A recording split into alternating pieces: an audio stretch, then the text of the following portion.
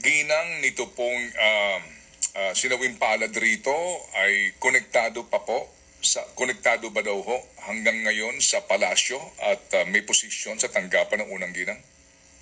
Yes po. Opo. At ngayon ho ba ay pumapasok na po o naka-leave pa rin po siya? Nagtatrabaho na po. Bawal po sa amin ng bakasyon masyado. Hindi po allowed. Dapat trabaho. Bawal ang bakasyon-bakasyon. Okay, sige po. Oh my she, ang hina talaga ng utak nitong kumari ko na to.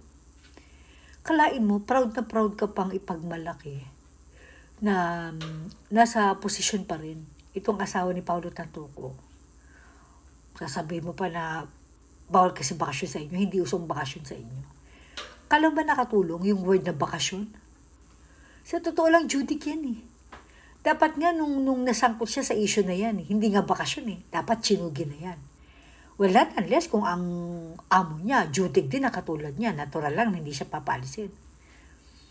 Pero, normally, kapag na-link sa drogation, ang bata mo, ang tao mo, tatanggalin mo agad sa pwesto yan. Diba? Kasi magre-reflect yan sa'yo eh.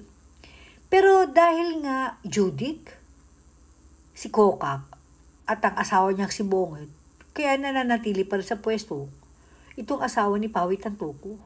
Na by the way umamin na ito Magkajamit sila ng asawa niya sa Amerika. Hindi nga lang kokaina, tinira ng jowa niya si Paulo. Nagme-Mary Jane din pala ito. So nagkokaina ito, uminom ng alak, tapos nag-Mary Jane pa. Nag-collapse nga doon sa harapan niya. But then again, balik tayo dito sa nasa pwesto pa rin. Naglilingkod pa rin sa bayan ang Judic na ito. Pinapayagan ng administrasyon na Judic ang nagtatrabaho para sa kanila. Diba? She's still working in Malacanang. Hindi daw usong bakasyon. Jutang dyan mo, Mari, ang hina ng utak mo. Hindi nga dapat pagbakasyonin yan. Dapat yan tsugiin na. Ora mismo. Kahit magpapakitang tao lang. Diba? Diba nilalabanan niyo ang drogation? Diba? Hindi ba kayo pwede magpakitang tao na itong asawa ni Tantuco o nagdodrogation pala, dapat ito tanggalin na kasi nga nilalabanan yung droga, diba? Chutang dyan, ang hina ng utak mo. Palibasa kasi bobelya ka. Ito yung abogadong walang silbing utak, walang laman. Puro kasi kahanginan ng alam mo. Hindi mo naisip na yung sinabi mo, palpak.